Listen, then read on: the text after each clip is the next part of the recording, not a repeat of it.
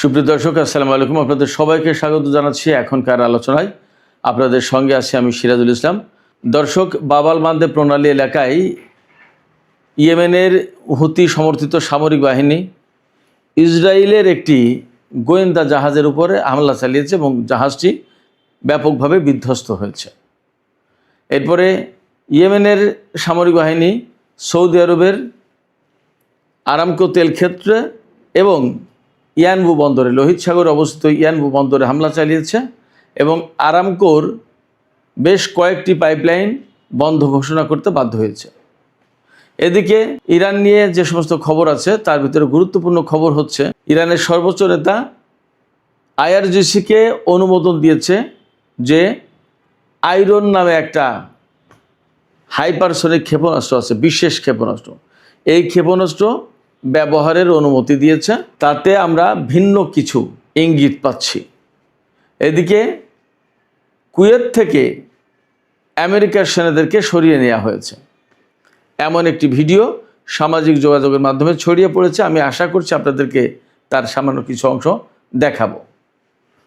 আর ইরানের কারার নামে একটি ড্রোন আছে, সেই ড্রোনে মাজিদ ইন্টারসেপ্টর বসানো হয়েছে।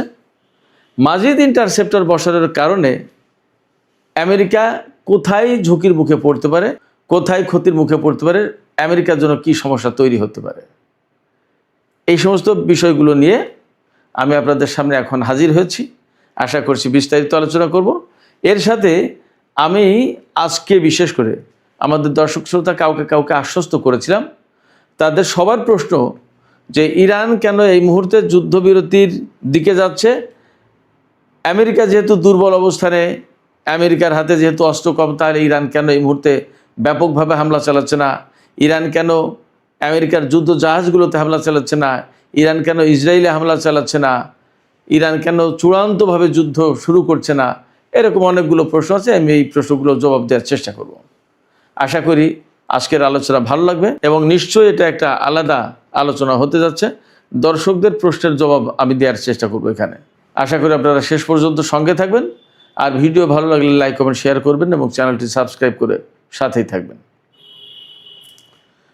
প্রথম যে আলোচনা সেটা হচ্ছে যে বাব আল মানদেব প্রণালীর কাছে ইসরায়েল এবং মোসাদের সংশ্লিষ্ট একটি জাহাজে হামলা চালিয়েছে ইয়েমেনের হুতি সমর্থিত সামরিক বাহিনী। তাদের হামলায় জাহাজটিতে বিস্ফোরণ ঘটতে দেখা যায় এবং ব্যাপকভাবে ক্ষতিগ্রস্ত হয়েছে। বাট কেন এই জাহাজ আসছিল এবং কোথায় যাচ্ছিল, কী ব্যাপার, এটা পরিষ্কার না। তবে আমি আপনাদেরকে একটু জানিয়ে রাখি, সোমালিয়ার যে পশ্চিম অংশ, সিংহের লম্বা অংশ যেটা, এই লম্বা অংশ সোমালিল্যান্ড নামে একটা আলাদা রাষ্ট্র প্রতিষ্ঠা করার চেষ্টা করছে সেখানকার কিছু লোকজন, এবং পৃথিবীর একমাত্র ইসরায়েল ছাড়া আর কেউ তাকে স্বীকৃতি দেয়নি। এই সোমালিল্যান্ডে কিন্তু ইসরায়েলের ঘাঁটি আছে, ইসরায়েলের সেনা মোতায়েন আছে। এখন এই জাহাজ সোমালিল্যান্ডের দিকে যাচ্ছিল নাকি অন্য কোথাও যাচ্ছিল পরিষ্কার না, বাট তাতে হামলা হয়েছে। এপাশে সৌদি আরবের পূর্বাঞ্চল কাতিব প্রদেশের দিকে ইয়েমেনের হুতি যোদ্ধারা বা তাদের সমর্থিত সামরিক বাহিনী হামলা চালিয়েছে তেল ক্ষেত্রের উপর, আরামকো তেল ক্ষেত্রের উপর, এবং আরামকোর বেশ কয়েকটি পাইপলাইন বন্ধ করে দিতে বাধ্য হয়েছে সৌদি কর্তৃপক্ষ। শুধু তাই না, লোহিত সাগরে যে সৌদি আরবের যে বন্দর, ইয়ানবু বন্দর, এই বন্দরেও হামলা চালিয়েছে ইয়েমেনের হুতিরা। তার মানে ইয়েমেনের হুতি সমর্থিত সরকার এবং সৌদি আরবের ভিতরে এই মুহূর্তে বেশ বড় রকমের সংঘর্ষ চলছে। আজকে সকালের দিকেই দেখেছিলাম, গতকাল সৌদি আরব এবং ইয়েমেনের ভেতরে যে সংঘাত হয়েছে, যুদ্ধ হয়েছে, তাতে সৌদি আরবের সামরিক বাহিনী বিপুল সংখ্যক অস্ত্রপাতি ফেলে রেখে তারা ব্যারাক বা ঘাঁটি বা ফাঁড়ি যাই বলেন ছেড়ে পালিয়েছে। আর সৌদি আরবের একটি ড্রোন, তো খুব বড় গুরুত্বপূর্ণ ড্রোন, আল জাও প্রদেশে ইয়েমেন ভূপাতিত করেছে, সে কথা তো দুপুরের ভিডিওতে বলেছি।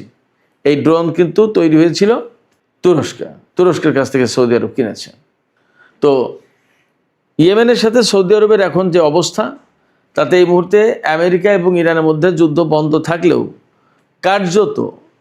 কার্যত দুই পক্ষের যুদ্ধ এই ফ্রন্টে চালু আছে, এটা মোটামুটিভাবে বলা যায়। এদিকে দুপুরবেলার ভিডিওতে আমি বলেছিলাম যে আমেরিকায় আহতের সংখ্যা 624-এ গেছে, কিন্তু মজার একটা খবর দিয়েছে new York Times. New York Times বলছে আহতের সংখ্যা বেড়েছে 400 সামথিং থেকে 600 সামথিংয়ে চলে গেছে, বাট নিহতের সংখ্যা 18 থেকে 14 হয়ে গেছে। অর্থাৎ আগে নিহতের সংখ্যা 18 বলা হয়েছিল, এখন বলা হচ্ছে 14 জন নিহত হয়েছে মার্কিন সেনা। তার মানে নিহতের সংখ্যার তালিকা ছোট হয়ে গেল আগের চেয়ে। এটা কিভাবে সম্ভব? খোদ আমেরিকার গুরুত্বপূর্ণ পত্রিকা নিউ ইয়র্ক টাইমস এই প্রশ্ন তুলেছে। এদিকে ইরানের সর্বোচ্চ নেতা IRGC-কে অনুমোদন দিয়েছে, তারা এখন থেকে আয়রন হাইপারসনিক ক্ষেপণাস্ত্র, একটা ক্ষেপণাস্ত্রের নাম আয়রন ডোম ভাইবেন আবার এই আয়রন ব্যবহার করার অনুমতি দিয়েছে IRGC-কে। এবং আমার কাছে মনে হচ্ছে এটা হাইপারসনিক ক্ষেপণাস্ত্র, এবং এই ক্ষেপণাস্ত্র এর আগে কখনো ব্যবহার করা হয়নি, অনেকে নামও জানে না।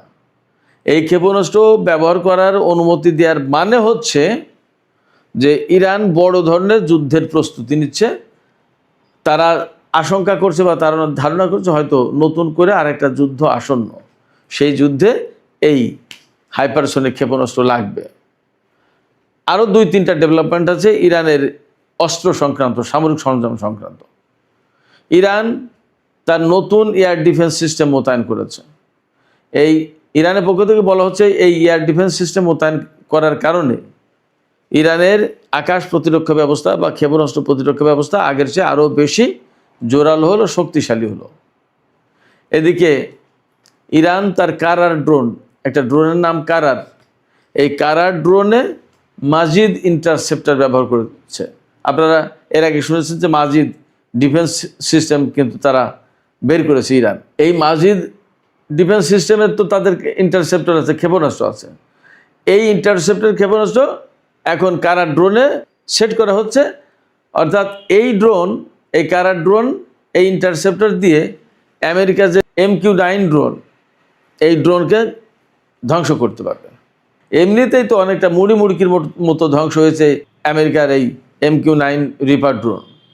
তো সেক্ষেত্রে এখন এই যে কারার ড্রোনে যে ক্ষেপণাস্ত্র বা ইন্টারসেপ্টর বসালো, এতে ইরানের শক্তি আরও বেড়ে গেল, আরও কার্যকর হয়ে গেল ইরানের ড্রোন সিস্টেম। এদিকে আরেকটি খবর বের হয়েছে, সেন্টকমের প্রধান অ্যাডমিরাল ব্র্যাড কুপার, তিনি নাকি আমেরিকার কাছে, অর্থাৎ আমেরিকার সরকারের কাছে অনুরোধ জানিয়েছেন যে ইরানের হরমুজ প্রণালী এলাকায় হামলা বন্ধ করা উচিত। এতে লাভ হচ্ছে না খুব একটা, বরং মার্কিন বাহিনী ক্ষতিগ্রস্ত হয়েছে। আমার কাছে মনে হচ্ছে যে ব্র্যাড কুপারের এই পরামর্শের পরেই সম্ভবত এই হামলা বন্ধ হয়েছে। এখন কীরকম ক্ষতি হয়েছে বা কীরকম ক্ষতি হচ্ছে আমরা আজ কয়েকদিন প্রায় সময় দেখতে পাচ্ছি বা জানছি, শুনছি। আমেরিকা কিন্তু মধ্যপ্রাচ্যের বিভিন্ন ঘাঁটি থেকে তাদের সেনাদেরকে সরিয়ে নিচ্ছে। তার মানে কি, যতক্ষণ পর্যন্ত এই ঘাঁটিগুলো খুব স্ট্রং ছিল ততক্ষণ তো সেনা সরানোর প্রশ্ন আসেনি। এই ঘাঁটিগুলো তো ইরানের বিরুদ্ধে যুদ্ধ করার জন্য তৈরি করা হয়েছিল, এবং এই ঘাঁটিতে সেনা মোতায়েন করা হয়েছিল তো যুদ্ধ করার জন্য। এখন যখন ঘাঁটি থেকে এই সমস্ত সেনা সরিয়ে নেওয়া হচ্ছে, যদি এই খবরগুলো সব রাইট হয়, সঠিক হয়, তাহলে একদম পরিষ্কার যে আমেরিকা মধ্যপ্রাচ্যে অ্যাকচুয়ালি তাদের ঘাঁটিতে তাদের সেনাদেরকে নিরাপত্তা দিতে পারছে না, তাদের ঘাঁটি ধরে রাখতে পারছে না, সেনাদের নিরাপত্তা নেই, যার কারণে সরিয়ে নেওয়া হচ্ছে। আজকে একটা ভিডিও বের হয়েছে যে তাতে দেখা যাচ্ছে যে কুয়েতের ঘাঁটি থেকে বিপুল সংখ্যক সেনা বাসে করে চলে যাচ্ছে, পরে হয়তো বিমানেও উঠেছে মনে হলো, যা দেখলাম। তাতে দেখা যাচ্ছে যে ইরান যুদ্ধ এখন থামিয়েছে, কিন্তু মধ্যপ্রাচ্য থেকে মার্কিন সেনাদেরকে সরিয়ে নেওয়া হচ্ছে। এই জায়গায় প্রশ্ন আসছে, কেন সরিয়ে নিচ্ছে? সরিয়ে নেওয়ার পরে কি হবে? এটা কি বড় যুদ্ধের আলামত কিনা? হ্যাঁ, হতে পারে বড় যুদ্ধের আলামত, এবং ইরানও সেইভাবে প্রস্তুতি নিচ্ছে। আমি একটু আগেই বলেছি, নতুন এয়ার ডিফেন্স সিস্টেম মোতায়েন করেছে, কারার ড্রোনে নতুন সিস্টেম ইন্টারসেপ্টর মোতায়েন করেছে, এরপরে আয়রন হাইপারসনিক ক্ষেপণাস্ত্র ব্যবহারের অনুমতি দিয়েছে সর্বোচ্চ নেতা।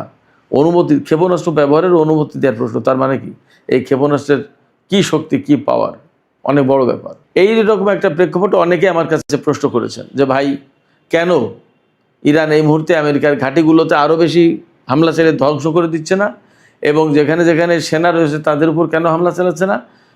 ভারত মহাসাগরে বা বিভিন্ন জায়গায় যে তাদের যে জাহাজ মোতায়েন আছে সেই সব জায়গায় যেহেতু ক্ষেপণাস্ত্র ফুরে গেছে, তাতে হামলা চালাচ্ছে না কেন?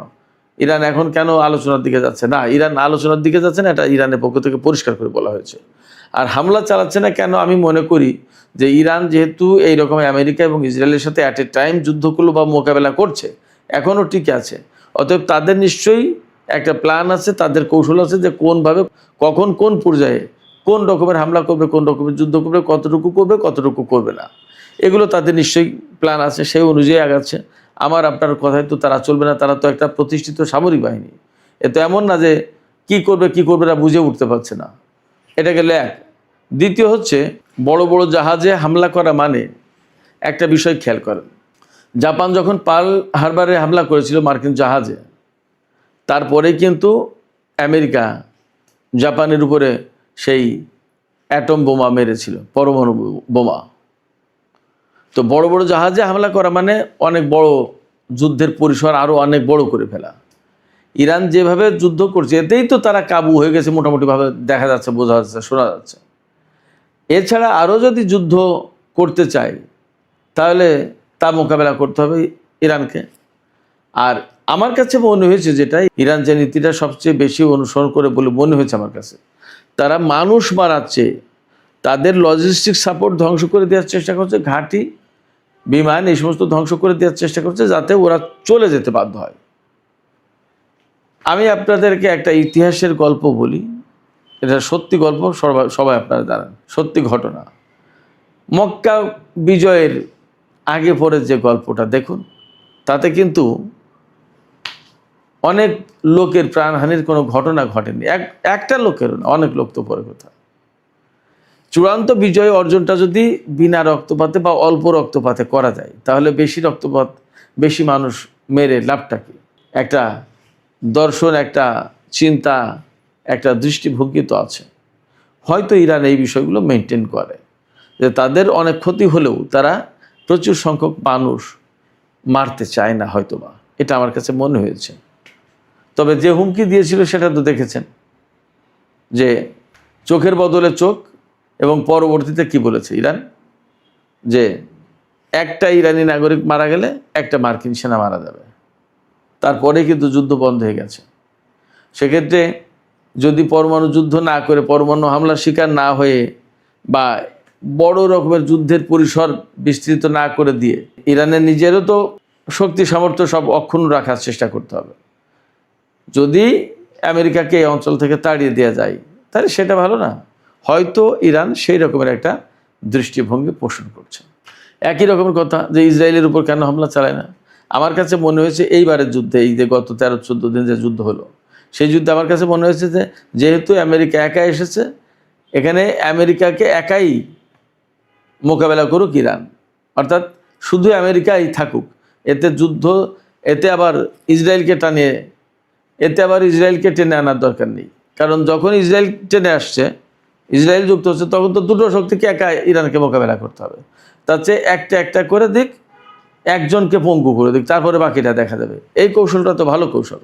সেক্ষেত্রে এখনই ইসরায়েলের বিরুদ্ধে না, আমেরিকা যদি মধ্যপ্রাচ্য থেকে চলে যায়, আমি বিশ্লেষণের কথা বলছি, প্রেক্ষাপটটা কি হতে পারে?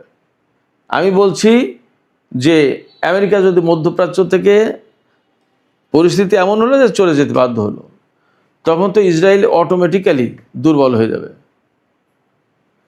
সেক্ষেত্রে অহেতুক যুদ্ধ করে বহু মানুষের প্রাণহানি না ঘটিয়ে যদি দুর্বল করে দেওয়া যায়, সারেন্ডার করে বা চলে যায়, সেটাই তো ভালো। আমার কাছে মনে হচ্ছে ইরান হয়তো এরকম একটা দর্শন অনুসরণ করছে। সুপ্রিয় দর্শক, আমি যে আপনাদের প্রশ্নের জবাবে যা বললাম, যে ব্যাখ্যা দিলাম, আপনাদের কাছে কি তেমন মনে হয়, নাকি আরও ভিন্ন কোনো আপনাদের দৃষ্টিভঙ্গি আছে, মতামত আছে? জানিয়ে কমেন্টে লিখতে পারেন। আর ভিডিও ভালো লাগলে লাইক, কমেন্ট, শেয়ার করবেন। দর্শক, এখনকার আলোচনা এখানেই শেষ করতে চাইছি। আপনারা সবাই অনেক অনেক ভালো থাকুন। আল্লাহ হাফেজ।